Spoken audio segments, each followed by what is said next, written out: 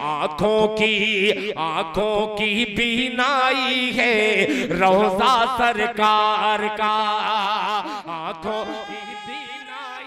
میں آپ کے اور حضرت مولانا کے درمیان مخل نہیں ہونا چاہتا، بس اس شعر کے ساتھ حضرت مولانا کو دعوت دیتا ہوں کہ تیرا حجرہ امین خاص ہے ذات رسالت کا۔ اما عائشہ صدیقہ رضی اللہ تعالی عنہ کے نکاح کے سلسلے میں جو حضرت ابوبکر صدیق رضی اللہ عنہ نے جو شعر ابھی دل بھائی نے پڑھا ہے، جو واقعہ تھا، اس نسبت سے یہ شعر ہے کہ تیرا حجرہ امین خاص ہے ذات رسالت کا، بساط ارض پر یہی ہے ٹکڑا جنت کا، اسی میں رحمت للعالمین رہتے تھے رہتے ہیں، یہی ٹکڑا ہے جس کو گنبد خضرا بھی کہتے ہیں، اسی سے حشر کے دن سرور کونین اٹھیں گے مگر تنہا نہیں اٹھیں گے، مع شیخین اٹھیں گے۔ حضرت مولانا وسیم احمد صاحب شیروانی دامت برکاتہم اور آپ حضرات ان کے درمیان خاموشی بنائے رکھیں، تشریف لائیں۔ السلام علیکم ورحمۃ اللہ وبرکاتہ۔ درود شریف پڑھیے۔ اللہم صلی علی محمد کما تحب و ترضا عدد ما تحب و ترضا۔ الحمدللہ وحدہ والصلاة والسلام علی من لا نبی بعدہ، اما بعد فاعوذ باللہ من الشیطان الرجیم، بسم اللہ الرحمن الرحیم۔ فَإِنْ آمَنُوا بِمِثْلِ مَا آمَنْتُمْ بِهِ فَقَدِ اهْتَدَوْا وَإِنْ تَوَلَّوْا فَإِنَّمَا هُمْ فِي شِقَاقٍ فَسَيَكْفِيكَهُمُ اللَّهُ وَهُوَ السَّمِيعُ الْعَلِيمُ۔ وقال النبي صلى الله عليه وسلم مثل أصحابي في أمتي كالملح في الطعام لا يصلح الطعام إلا بالملح، او کما قال النبی صلی اللہ علیہ وسلم۔ حضور آئے تو کیا کیا ساتھ نعمت لے کے آئے ہیں، حضور آئے تو کیا کیا ساتھ نعمت لے کے آئے ہیں، اخوت، علم و حکمت، آدمیت لے کے آئے ہیں۔ کوئی صدیق سے پوچھے صداقت کن سے حاصل کی، کوئی صدیق سے پوچھے صداقت کن سے حاصل کی، عمر فاروق ہیں شاہد وہ عدالت لے کے آئے ہیں۔ کہا عثمان نے میری سخاوت ان کا صدقہ ہے، کہا عثمان نے میری سخاوت ان کا صدقہ ہے، علی دیں گے شہادت وہ شجاعت لے کے آئے ہیں۔ انتہائی قابل احترام، اسٹیج پر رونق افروز، قابل عزت، لائق تکریم بزرگوں، سامنے تشریف فرما لائق صد اکرام سامعین باتمکین، بہت دیر سے یہ پروگرام چل رہا ہے جس کا عنوان ہے سیرت النبی و مدح صحابہ۔ حقیقت یہ ہے کہ اللہ کے پیغمبر علیہ السلام کی سیرت حضرات صحابہ کرام کے تذکرے کے بغیر مکمل ہوتی ہی نہیں۔ اللہ کے نبی علیہ السلام نے اپنی زندگی کا ایک بنیادی مقصد قرآن مجید کی اس آیت میں یوں بیان کیا ہے، قُلْ هَذِهِ سَبِيلِي أَدْعُو إِلَى اللَّهِ عَلَى بَصِيرَةٍ أَنَا وَمَنِ اتَّبَعَنِي وَسُبْحَانَ اللَّهِ وَمَا أَنَا مِنَ الْمُشْرِكِينَ۔ قرآن نے اللہ کے نبی کی زبان سے کہلوایا ہے کہ اے نبی جی آپ کہیے میں اس دنیا میں اس لیے آیا ہوں، میرا یہ راستہ ہے، ادعو الی اللہ، میں انسانیت کو اللہ کی طرف بلاتا ہوں، اپنی زبان سے بھی بلاتا ہوں، اپنے کردار اور اعمال سے بھی بلاتا ہوں، اپنے اخلاق سے بھی بلاتا ہوں۔ یا رسول اللہ، آپ کی نبوت کا زمانہ تا صبح قیامت ہے، آپ کا دائرہ نبوت پوری دنیا ہے، خشکی و تری ہے، بحر و بر ہے، مگر آپ کو نبی بنایا گیا، 23 سال آپ دنیا میں صرف رہے ہیں، پھر آپ پوری دنیا کے لیے نبی بن کر آئے تو آپ کا پیغام دنیا میں کیسے پہنچے گا؟ قرآن مجید نے جواب دیا، انا ومن اتبعنی، یعنی انسانیت کو اللہ کی طرف بلانے والا میں بھی ہوں اور میرے متبعین بھی ہیں، میرے صحابہ بھی ہیں، اور یہ بات میں پوری بصیرت کے ساتھ کہہ رہا ہوں اور میں مشرک نہیں ہوں۔ الحمدللہ صحابہ کرام رضوان اللہ علیہم اجمعین کا ایک ایک فرد، حقیقت یہ ہے کہ جس طرح اللہ پاک نے اپنے آخری نبی کی حیثیت سے نبی پاک علیہ السلام کا انتخاب فرمایا، ویسے ہی آخری نبی کے معاون، آخری نبی کے دین کو دنیا کے کونے کونے میں منتقل کرنے کے لیے، اپنے نبی کی صحبت و رفاقت کے لیے، اپنے نبی کی تائید و نصرت کے لیے حضرات صحابہ کرام کے ایک ایک فرد کا انتخاب فرمایا ہے۔ نبی پاک علیہ السلام نے ارشاد فرمایا، ان اللہ قد اختارنی، اللہ نے مجھے چنا ہے، مجھے منتخب کیا ہے، واختار لی اصحابہ، اور اسی طرح میرے لیے میرے صحابہ کو بھی منتخب فرمایا ہے۔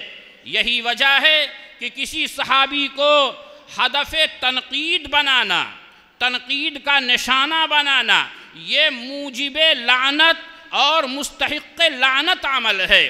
نبی پاک علیہ السلام نے فرمایا، اذا رأيتم الذين يسبون اصحابی فقولوا لعنت اللہ علی شرکم، جب تم کچھ لوگوں کو دیکھنا کہ وہ میرے صحابہ کو برا کہہ رہے ہیں، میرے صحابہ کے فہم پر اعتراض کر رہے ہیں، میرے صحابہ کی عدالت پر، میرے صحابہ کے ایمان پر، میرے صحابہ کی صداقت پر، میرے صحابہ کی امانت پر انگشت نمائی کر رہے ہیں، تو کوئی تعویل کرنے کی ضرورت نہیں ہے۔ فقولو، یہ عربی پڑھنے والے طلبہ بیٹھے ہیں، یہاں لفظ فا کا فائدہ یہ ہے کہ یہ لفظ فا حرف عربی زبان میں التعقیب مع الوصل کے لیے استعمال ہوتا ہے، یعنی جیسے ہی تمہاری نگاہ پڑے کسی پر کہ وہ صحابی کو برا کہہ رہا ہے تو سوچنا نہیں ہے، کوئی تعویل اور کوئی اس کی تدویر نہیں مانگنا ہے، اس کی کوئی تعویل اور اس کا کوئی مطلب نہیں پوچھنا ہے، فوراً بولو، فقولوا لعنت اللہ علی شرکم، اللہ تمہاری شرارت پر لعنت فرمائے، تم شریر ہو اور فتنہ انگیز ہو۔ کیوں؟ اس لیے کہ اللہ کے نبی علیہ السلام نے جو قرآن دیا، القرآن حق وما جاء به النبی حق، جو قرآن اللہ کے نبی لائے، جو تعلیمات اللہ کے پیغمبر لائے وہ برحق ہے، اور وہ تعلیمات امت تک پہنچانے والے صحابہ کرام کے علاوہ کوئی اور نہیں ہیں۔ لہذا من اراد ابطال الصحابہ اراد ابطال الحق والدین، جو صحابہ کو باطل کرنے کی کوشش کرے گا وہ در حقیقت دین کو باطل کر رہا ہے، وہ در حقیقت اسلام کی بنیاد ڈھانے والا ہے۔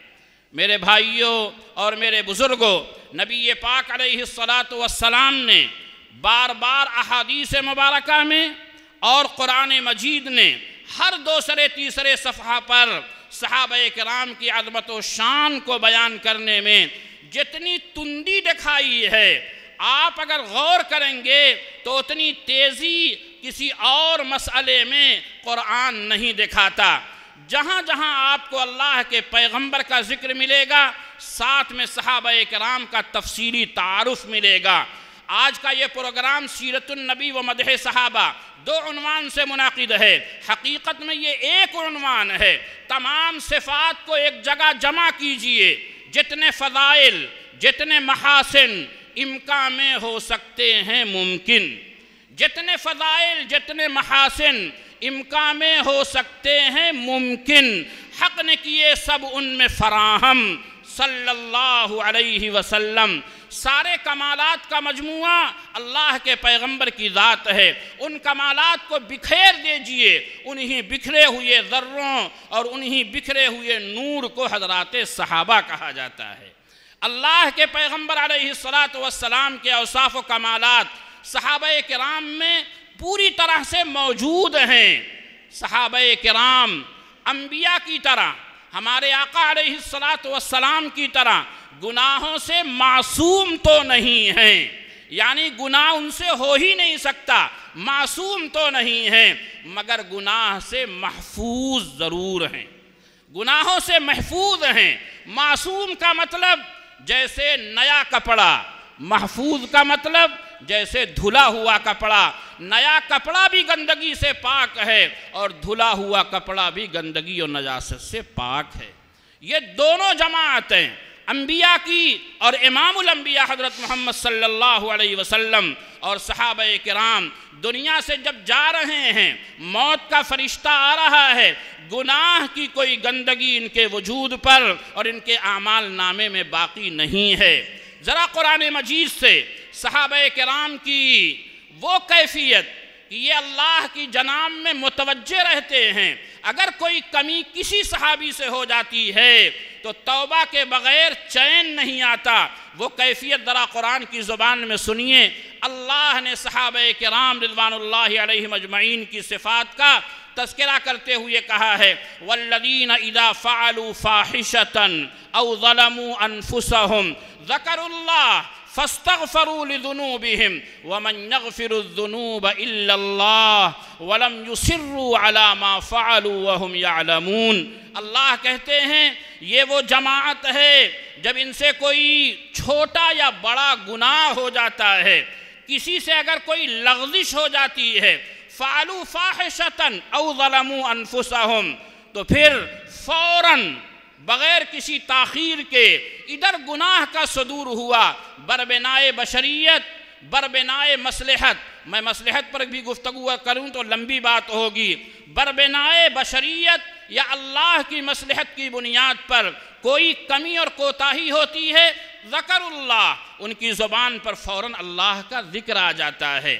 فاستغفروا لذنوبہم، اپنے گناہوں کی معافی مانگنے لگتے ہیں، اور ان کا یہ اعتقاد ہے ومن یغفر الذنوب الا اللہ، اللہ کے سوا کوئی گناہوں کو بخشنے والا نہیں ہے، اور ان کی طبیعت، ان کی صفت یہ ہے ولم یصروا علی ما فعلوا وهم یعلمون، کسی گناہ کو گناہ جان لینے کے بعد کبھی بھی وہ اس پر اڑتے نہیں ہیں، ضد نہیں کرتے۔ یہ کام گناہ کا ہے، ہو گیا، فوراً بتایا گیا کہ یہ غلط ہے تو باز آ جاتے ہیں اور اپنے آپ کو اس سے پیچھے ہٹا لیتے ہیں، اس پر وہ اڑتے نہیں ہیں۔ قرآن مجید صحابہ کے اس مزاج کی تعریف کر رہا ہے۔ قرآن نے اس کے بعد صحابہ کا مقام بیان کیا، یہی وہ لوگ ہیں جن کا بدلہ اللہ کی جنت ہے اور مغفرت ہے، اور یہی بہترین عمل کرنے والوں کا بدلہ ہے۔ میرے بھائیوں اور بزرگوں، میں نے قرآن مجید کی جو آیت پڑھی ہے اس میں اللہ تعالیٰ نے ہمارے اور آپ کے لیے صحابہ کے ایمان کو معیار بتایا، اور میں نے جو حدیث پڑھی ہے اس میں اللہ کے نبی علیہ السلام نے صحابہ کے عمل کو معیار بنایا ہے۔ اگر صحابہ کا یہ مزاج ہے وہ گناہ کے قریب نہیں جاتے، اگر کسی سے گناہ ہو گیا تو فوراً توبہ کرتے ہیں، یہ مزاج ہمارے اندر اگر موجود ہے تو پھر یاد رکھیں ہم بھی نقش صحابہ پر چل رہے ہیں، اور وہ انعام و اکرام جو صحابہ کرام کے لیے قرآن بیان کرتا ہے، انشاءاللہ اس انعام و اکرام کے ہم بھی حقدار بنائے جائیں گے۔ قرآن مجید نے کیا کہا؟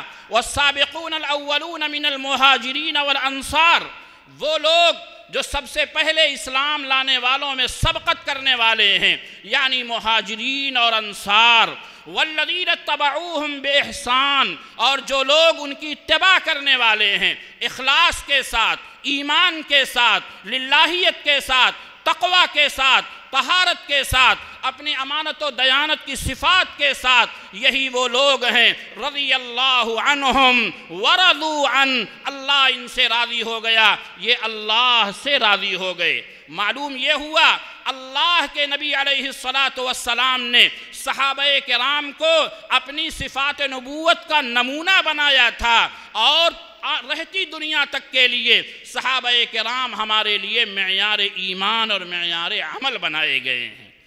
ان کے اعمال ہماری زندگیوں میں ہوں گے تو یہ رضا کا پروانہ، جب ہم اس دنیا سے جا رہے ہوں گے تو انشاءاللہ فرشتے ہمیں خطاب کریں گے، اے دیوان اے محمد، اے جانثار صحابہ، یا ایتھا النفس المطمئنہ، ارجعی الی ربک راضیۃ مرضیہ، اے اللہ پر اطمینان رکھنے والی جان، چل اللہ کی طرف، تو اپنے رب سے راضی رہا، تیرا رب بھی تجھے پسند کرتا ہے۔ انشاءاللہ ہم اللہ کی طرف جا رہے ہوں گے۔ میرے بھائیوں اور میرے بزرگوں، صحابہ کرام رضوان اللہ علیہم اجمعین کا ایمان کیا تھا؟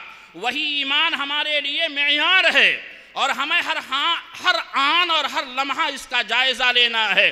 قرآن نے کہا ہے فَإِنْ آمَنُوا بِمِثْلِ مَا آمَنْتُمْ بِهِ فَقَدِ اهْتَدَوْا، اگر لوگ اس طرح ایمان لائیں جیسے تم ایمان لائے ہو، یہاں کوئی تعویل نہیں ہے۔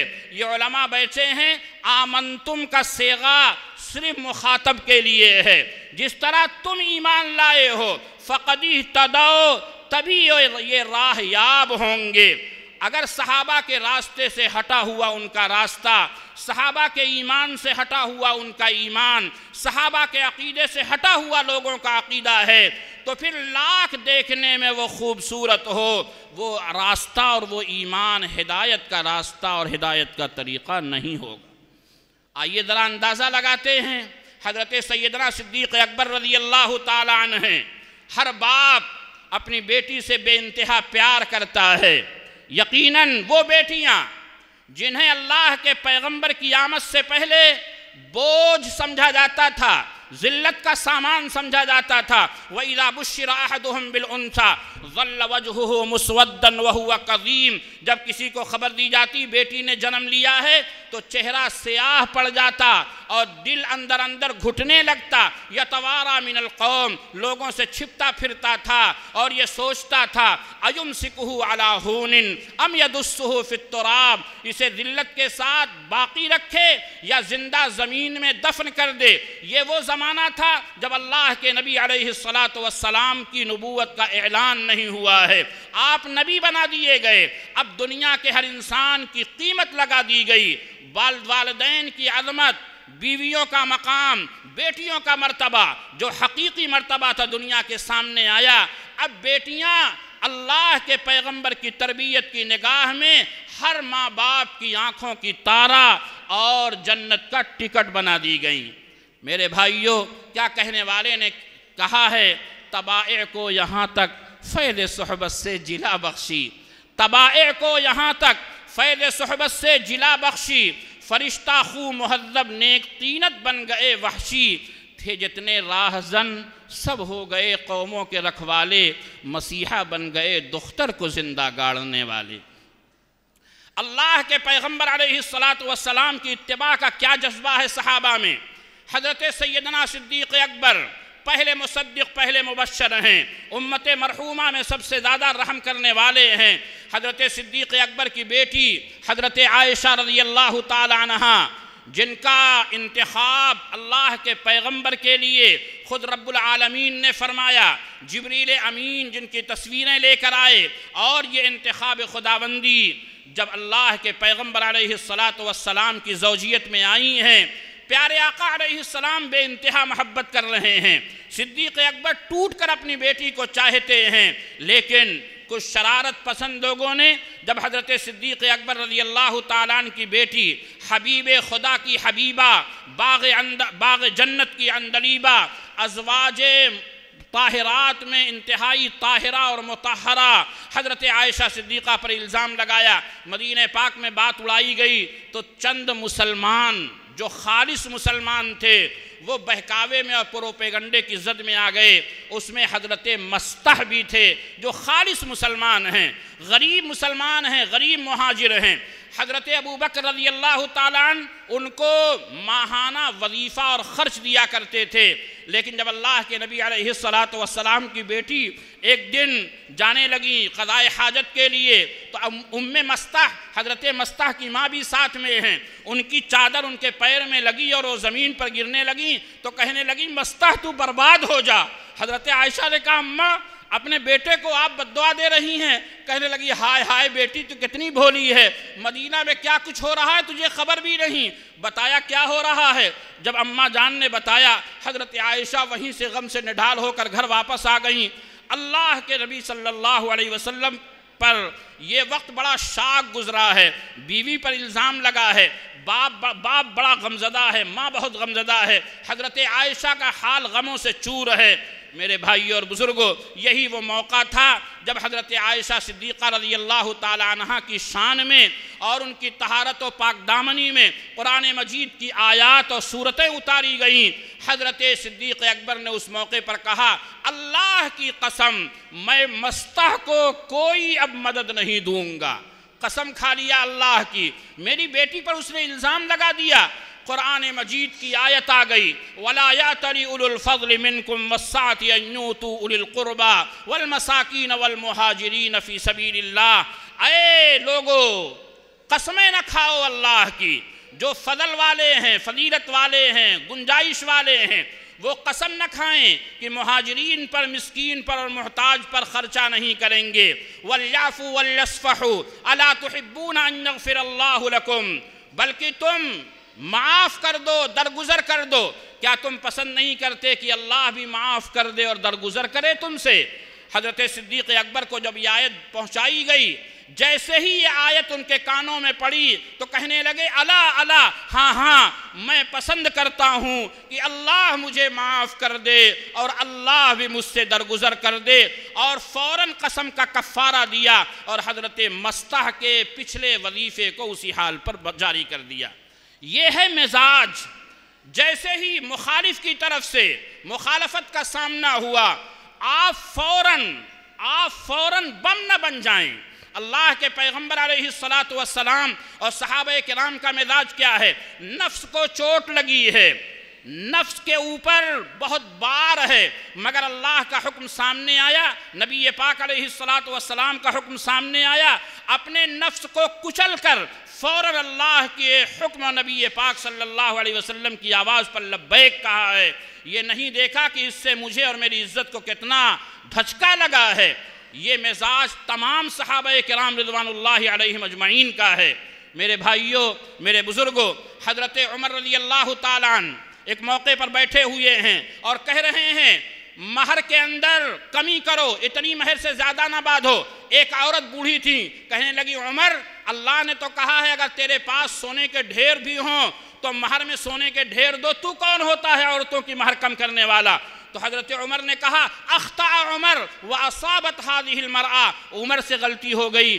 یہ بوڑھی ماں سچائی اور درستگی کو پہنچ گئی اور فوراً اپنا قول واپس لے لیا۔ سیدنا عثمان ابن عفان رضی اللہ تعالیٰ عنہ کا دور خلافت ہے۔ مزدلفہ سے صبح صادق کے بعد طلوع آفتاب سے پہلے منی کی طرف کوچ کر جانا یہ مستحب، یہ سنت مؤکدہ ہے۔ حضرت سیدنا عثمان ابن عفان مزدلفہ میں موجود ہیں۔ حضرت عبداللہ ابن مسعود کہتے ہیں، امیر المومنین، اگر طلوع آفتاب سے پہلے آپ مزدلفہ سے منی کی طرف نکل جائیں تو یہ سنت عمل ہے۔ راوی یہ کہتے ہیں، خدا کی قسم، عبداللہ ابن مسعود کا کلام پہلے پورا ہوا کہ حضرت عثمان غنی کا سفر پہلے شروع ہو گیا، دونوں میں مجھے اندازہ نہیں لگ پایا۔ ادھر سنا، ادھر فیصلہ لے لیا۔ یہ ہے اطاعت کا جذبہ اور اطاعت کا مادہ حضرات صحابہ کرام رضوان اللہ علیہم اجمعین میں۔ حضرت علی المرتضی رضی اللہ تعالیٰ عنہ، اللہ کے نبی علیہ السلام کا فرمان سنایا جاتا ہے، فوراً اپنا قدم پیچھے کر لیتے ہیں، فوراً رک جاتے ہیں۔ ایک صحابی ہیں حضرت معقل ابن یسار، ان کی ہمشیرہ ہیں، بہن ہیں، انہوں نے ایک صاحب سے نکاح کر دیا، 3 مہینے کے اندر انہوں نے طلاق دے دیا۔ ایک طلاق دیا ہے۔ آج ہمارے یہاں مزاج طلاق میں یہ بنا ہوا ہے کہ صاحب دینا ہے تو 3 دینا ہے۔ طلاق ایک ضرورت ہے، مباح چیزوں میں سب سے زیادہ ناپسندیدہ عمل ہے۔ اگر ضرورت پڑ جائے تو طلاق کا طریقہ شریعت نے بتایا کہ 1 دے کر چھوڑ دو، 3 مہینہ تک غور و فکر کرو۔ اگر تمہاری بیوی، اس کی ادائیں، اس کی وفائیں یاد آ جائیں تو رجوع کر لو، نکاح کی کوئی ضرورت نہیں ہے، بیوی بن جائے گی۔ مگر ہم نے اور آپ نے اس باب میں اجتماعی غلطی کی۔ طلاق دینے والا جانتا تھا کہ 3 مرتبہ طلاق دی جاتی ہے، اور نکاح پڑھانے والے لوگ بھی قبول 3 مرتبہ کروانا ضروری سمجھتے ہیں کہ ہر قبول پر ایک طلاق بنتی ہے، حالانکہ قبول بھی 1 مرتبہ سے ہو جاتا ہے، اور نکاح کو ختم کرنا اگر مجبوری بن جائے تو 1 طلاق۔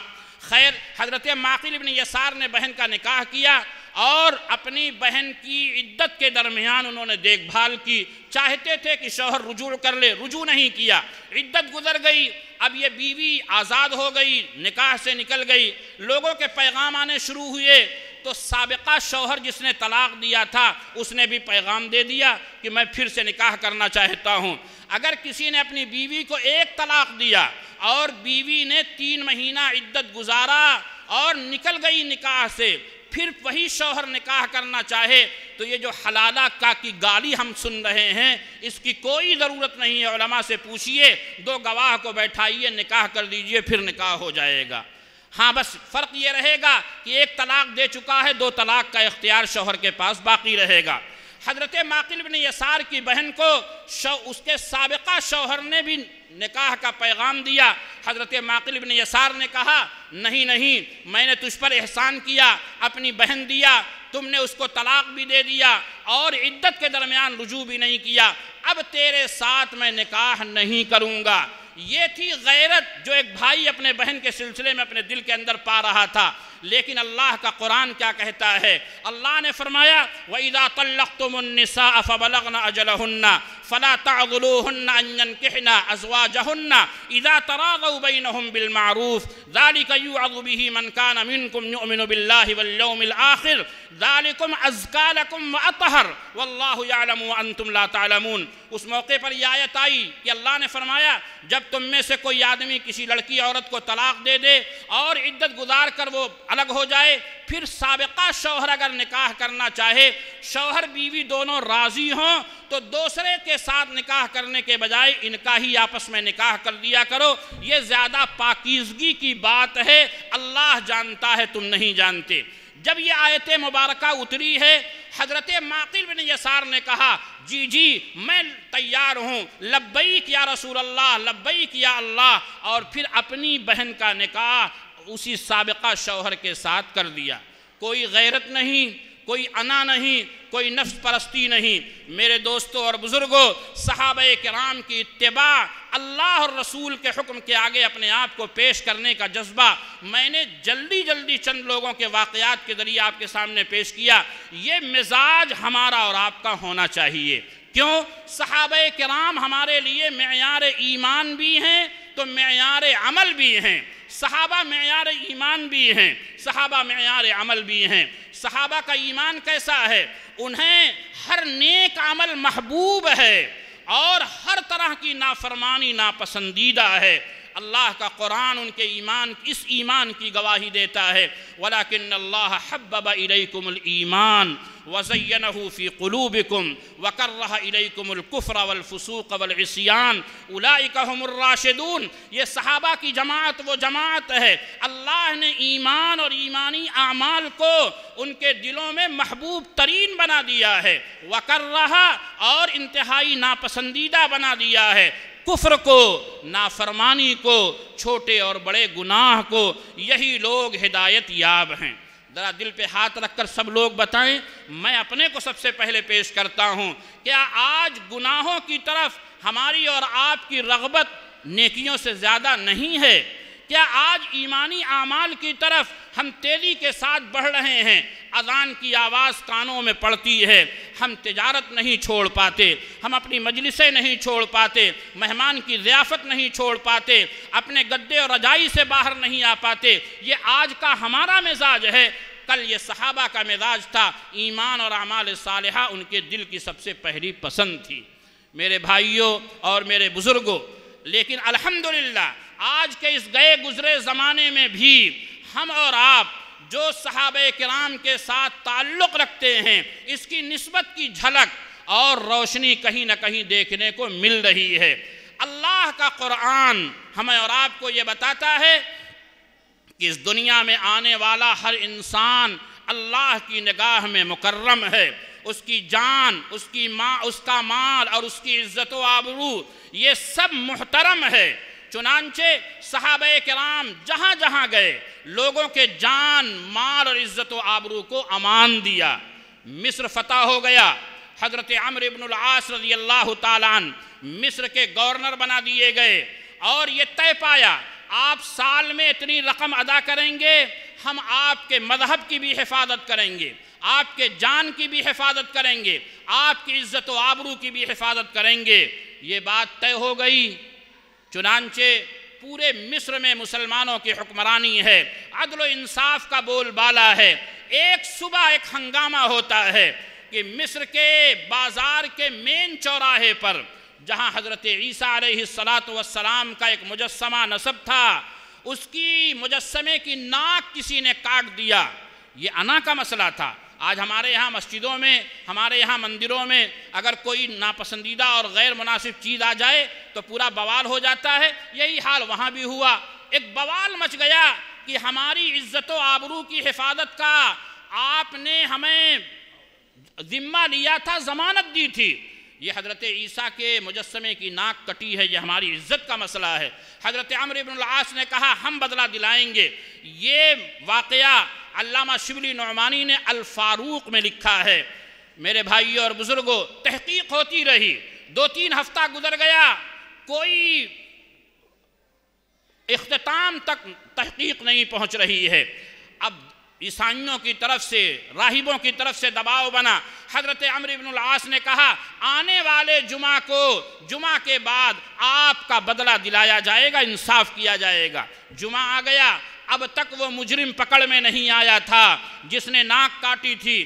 نماز کے بعد حضرت عمرو بن العاص رضی اللہ تعالیٰ عنہ نے سب سے بڑے پادری کو اسٹیج کی طرف بلایا، جہاں انہوں نے اپنا اسٹیج بنوایا تھا وہاں بلایا۔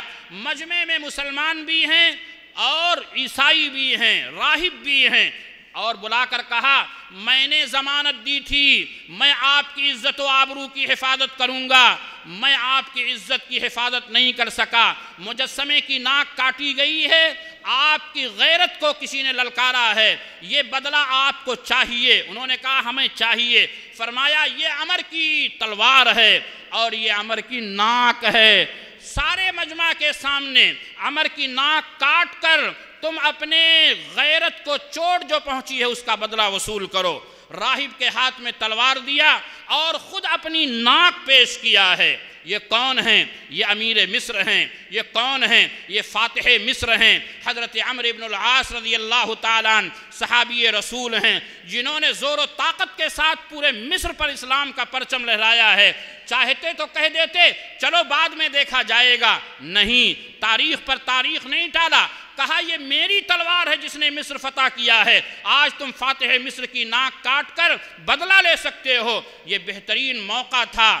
جب راہب کے ہاتھ میں تلوار گئی، فوراً مجمع کے درمیان سے ایک نوجوان چیخ کر کہتا ہے یا امیر، یہ جرم میں نے کیا ہے، ناک آپ کی نہیں میری کاٹی جائے گی۔ پھر وہ مجمع کو چیرتا ہوا اسٹیج پر آ گیا۔ جب وہاں کے رہنے والوں نے جو ظلم کی چکیوں میں پس رہے تھے، وہاں کے رہنے والوں نے جنہوں نے شاہانہ ظلم دیکھا تھا، جب اسلام کا یہ عدل و انصاف دیکھا تو کہنے لگے اے امیر المومنین، اے مسلمانوں کے بادشاہ، ہمیں ناک تو بعد میں کاٹنا ہے اور ناک کا مسئلہ بعد میں طے کرنا ہے۔ جس مذہب نے آپ کو عمدہ بنایا ہے اس مذہب میں ہمیں بھی داخل کیجیے۔ میرے بھائیوں اور بزرگوں، یہ جھلک آپ کو دیکھنی ہے۔ آئیے میں آپ کو ہندوستان میں دکھاتا ہوں۔ مسلمان یہاں کے رہنے والے ایک ایک شخص سے محبت کرنے پر مجبور اس لیے ہے، کوئی ہمیں بزدل نہ کہے، کوئی ہمیں اور آپ کو کوئی چاپلوس نہ کہے۔ ہم اور آپ، چاہے وہ کسی بھی برادری کا رہنے والا ہو، اس سے پیار کرنے اور اس کو اپنے گلے سے لگانا ہم اپنے دھرم اور مذہب کا حصہ سمجھتے ہیں۔ یہ بات ہم کیوں کہہ رہے ہیں؟ یہ بات مسلمان کیوں کہہ رہا ہے؟ اس لیے کہ اللہ کا قرآن کہتا ہے وَلَقَدْ كَرَّمْنَا بَنِي آدم وَحَمَلْنَاهُمْ فِي الْبَرِّ وَالْبَحْرِ، تمام بنی آدم کو اللہ نے عزت دار بنایا ہے۔ اسی طرح قرآن نے کہا یا ایھا الناس انا خلقناکم من ذکر وانثی وجعلناکم شعوبا وقبائل، اے لوگو، اے انسانوں، اے مسلمانوں، اے ہریجنوں، اے یادو برادری کے لوگوں، اے سنگھ صاحبان شریواستو، سن لو، تم سب کے سب ایک باپ آدم ایک ماں حوا کی اولاد ہو۔ یہ ہمارا عقیدہ ہے۔ اسی بنیاد پر دنیا میں بسنے والے ہر انسان کو ہم اپنے گھر کا فرد کہتے ہیں۔ آزادی کی جنگ چل رہی تھی، الحمدللہ ہمارے اکابرین نے کہا تھا قوم مذہب سے نہیں، قوم ملک اور وطن سے بنا کرتی ہے، اور ہندوستان میں بسنے والے ہر مذہب کے لوگ ہماری قوم کے لوگ ہیں، ہمارے اپنے لوگ ہیں۔ آپ نے دیکھا ہوگا الحمدللہ اللہ کے پیغمبر کی سیرت، صحابہ کرام کی سیرت کی روشنی میں مسلمان آج بھی اس گئے گزرے زمانے میں بھی کبھی کبھی وہ نمونہ پیش کرتا ہے۔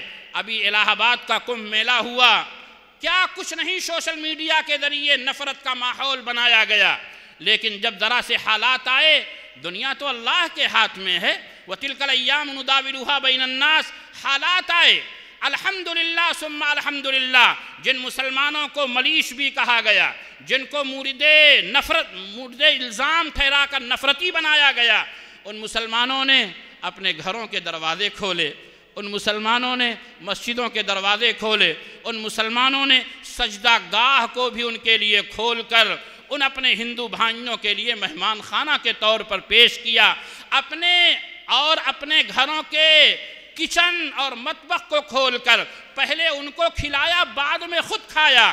یہ دنیا نے دیکھا۔ میں یہیں رک کر یہ بات کہتا ہوں، دنیا یہ کہتی ہے مسلمان دوسری قوم کے لوگوں سے نفرت کرتا ہے، اسلام دوسرے قوم کے لوگوں سے نفرت سکھاتا ہے۔ ارے اگر اسلام نفرت سکھاتا، مسلمان نفرت کرتا، تو وہ پوتر دھرتی اور وہ پاکیزہ زمین، جس زمین کو، مسجد کے جس حصے کو مسلمان اپنی پیشانی سے آباد کرتا ہے، اس مسجد کو اپنے ہندو بھائیوں کے لیے کبھی مہمان خانہ نہ بناتا۔ اس کے بعد پنجاب کا واقعہ پیش آیا، وہاں بھی آپ نے دیکھا، دنیا نے دیکھا، سوشل میڈیا نے دکھایا۔ میرے بھائی اور بزرگوں، ہمیں اور آپ کو صحابہ کرام رضوان اللہ علیہم اجمعین کی پوری جماعت کو اپنا آئیڈیل اور نمونہ بنا کے چلنا ہے، بہادر بن کے رہنا ہے، بزدل بن کے نہیں رہنا۔ لیکن بہادری کا یہ مطلب نہیں ہے کہ ہر ایک سے نفرت کی جائے، غصے میں رہا جائے۔ اس دنیا کے سب سے بڑے شجاع جناب محمد الرسول اللہ صلی اللہ علیہ وسلم ہیں، لیکن اللہ کے نبی علیہ السلام کا دربار عالی لگا ہوا ہے۔ ایک یہودی بڑا آدمی آیا، اللہ کے نبی علیہ السلام کا یہ گریبان پکڑ لیا، وہاں ابو بکر بھی ہیں، وہاں عمر بھی ہیں، وہاں عثمان بھی ہیں، وہاں حیدر بھی ہیں، وہاں طلحہ و زبیر بھی ہیں، اس طرح پکڑ لیا، پروانہ نبوت بے چین ہو گئے۔ پکڑنے کے بعد اس نے کہا، یا محمد الا تقلینی حقی، محمد میرا حق کیوں نہیں ادا کرتے؟ انکم ذو مطن یا بنی عبد المطلب، اے عبد المطلب کے گھر والو، تم سب بے ایمان ہو، تم سب ہمیشہ حق کو ادا کرنے میں ٹال مٹول کرتے ہو۔ اللہ کے پیغمبر کا یہ گریبان ہے، اور اس یہودی کا ہاتھ ہے جو اللہ کے نبی کے گریبان پر پڑا ہوا ہے۔ حضرت عمر بے چین ہو کر کھڑے ہو گئے اور کہنے لگے، اے عدو اللہ، اے اللہ کے دشمن، تو کیا کہہ رہا ہے اللہ کے پیغمبر سے؟ خدا کی قسم، لولا ما احاذر قربہ لضربت بسیفی راسک، اگر تو اللہ کے پیغمبر کے بالکل قریب نہ ہوتا تو میری تلوار تیرا سر اڑا چکی ہوتی۔ پیارے آقا نے مسکراتے ہوئے کہا، عمر کیوں ڈانٹ رہے ہو؟ عمر کیوں سختی کر رہے ہو؟ اس سے کہو اچھی طرح تقاضا کرے اگر مجھ پر کچھ حق بنتا ہے، اور مجھ سے کہو کہ میرے اوپر کوئی حق بنتا ہے تو ادا کروں۔ لے جا عمر، جو حق بنتا ہے وہ ادا کرنا، اور جو تم نے ڈانٹ دیا ہے 80 کلو کھجور اور زیادہ دینا۔ حضرت عمر رضی اللہ تعالیٰ عنہ اٹھے، حکم مل چکا تھا، کیا کرتے؟ حاضرین محترم، میں نے شروع میں قرآن پاک کی جو آیت پڑھی، اس میں اللہ تعالیٰ نے صحابہ کرام کو ہمارے لیے معیار ایمان بنایا، اور جو حدیث مبارکہ پڑھی اس میں اللہ کے نبی علیہ السلام نے صحابہ کرام کو ہمارے لیے معیار عمل بنایا۔ صحابہ کرام کی سیرت کا پڑھنا، اس کے مطابق اپنا ایمان اور عمل بنانا، یہ آج کی دنیا کی اور ہماری سب سے بڑی ضرورت ہے، اور آخرت میں نجات کے لیے ہمارے لیے سب سے بڑی اور واجبی ضرورت ہے۔ اس لیے انجمن فاروقیہ کے اس اجلاس میں ہم سب یہ طے کر کے اٹھیں کہ انشاءاللہ سیرت النبی صلی اللہ علیہ وسلم اور سیرت صحابہ کا مطالعہ بھی کریں گے، اور اللہ تعالیٰ نے آپ حضرات کو نوازا ہے، کوشش یہ کریں کہ مہینے میں 2 مہینے 4 مہینے میں کبھی سیرت صحابہ اور کبھی سیرت النبی صلی اللہ علیہ وسلم کے عنوان سے سوال و جواب کے پروگرام منعقد کریں۔ مجمع سے سوال ہو وہ جواب دیں، نقد انعامات دیے جائیں، بچوں کے درمیان یہ ماحول بنایا جائے۔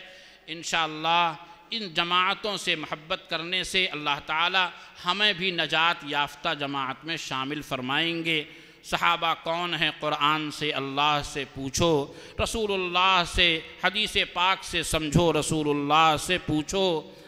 رسول اللہ نے اللہ کہہ کر ہم کو روکا ہے، انہیں کہنا نہ کچھ ہرگز بڑی سختی سے ٹوکا ہے۔ اللہ مجھے بھی عمل کی توفیق عطا فرمائیں، اللہ آپ کو بھی عمل کی توفیق عطا فرمائیں۔